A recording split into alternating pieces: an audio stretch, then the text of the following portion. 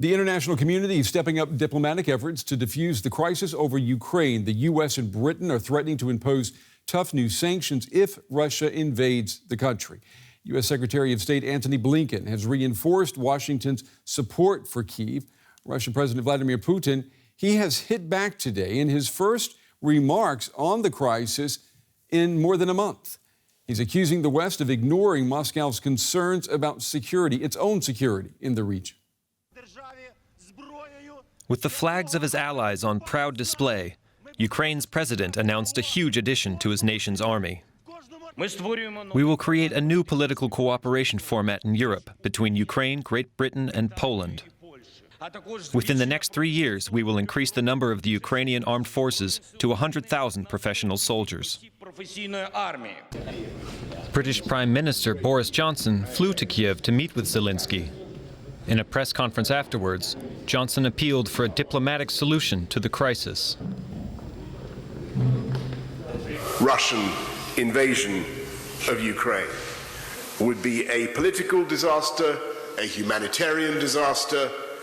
In my view, it would also be, for Russia, for the world, a military disaster as well. And the potential invasion completely flies in the face of President Putin's claims to be acting in the interests of the Ukrainian people. Speaking from Moscow, Russian President Vladimir Putin accused Ukraine's NATO allies of exploiting the crisis for their own benefit. Their most important goal is to contain Russia. That's the thing. In this sense, Ukraine itself is just a tool to achieve this goal. This can be done in different ways. One of them is to draw us into armed conflict. Russia continues to build up its forces in the region, even as diplomats from both sides are still trying to solve the crisis. Russian troops are set to hold military drills in Belarus this month, based from camps like this one, just a few miles from the Polish border. All right, we want to bring in our correspondent, Nick Connolly. He joins me now from Kyiv. He knows the ins and outs of Ukraine. It's good to see you again, Nick. I know we've got more threats of sanctions being directed at Russia. Has this visit from the British Prime Minister, has it helped de-escalate the situation at all? Well, it's definitely all about the optics. It's about a show of diplomatic solidarity with Ukraine. You get the sense right now that Volodymyr Zelensky basically has little in the way of breaks between all the Western European and Central European leaders here coming to visit him in Kiev. This is definitely not business as usual. We had the Polish Prime Minister today, tomorrow the Dutch Prime Minister in town. There was little in the way of escalation in terms of concrete steps. There were threats of sanctions, as you mentioned, but given that they're already being spoken about now, you would imagine that any exposed Russian companies would have long done their best to remove any assets from the UK or out of UK jurisdictions. But the Ukrainians are very happy to see this. This is a sign also to the Ukrainian population that this issue is not peripheral to the agenda across Europe, that Europe is paying attention to what's being done here on Ukraine's borders. And the UK has already provided the Ukrainian army with anti-tank missiles. So that is something that has gone down very well and has been seen as a significant contribution to Ukraine's ability to defend itself, and as such, something that makes it more unlikely that Russia will actually intervene. Russian President Vladimir Putin, he broke his silence today. We hadn't heard from him since mid-December of last year, and he's accusing the United States of using Ukraine to contain Russia. Now, is that something that is even on the radar in Ukraine? I mean, do they see that as being possible at all, or do they feel like they're being used as a geopolitical pawn by the Kremlin?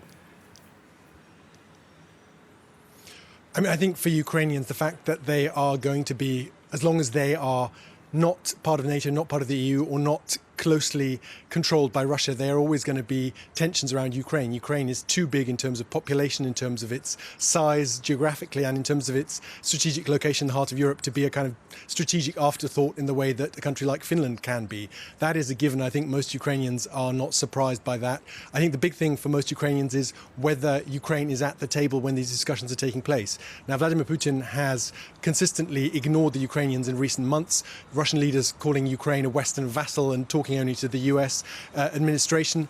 The US, for its part, has made a big effort to try and include Ukrainians in this format. We even hear Antony Blinken, US Secretary of State, saying nothing about Ukraine without Ukraine at the table. So for now, I think Ukraine is feeling relatively calm that they are being kept in the loop. And we know Ukrainian President Zelensky, he has told both the U.S. and Russia, tone down all of the vitriol here about fighting. And yet, at the same time, he's announced an increase in the number of Ukrainian troops. How's this being received in the country?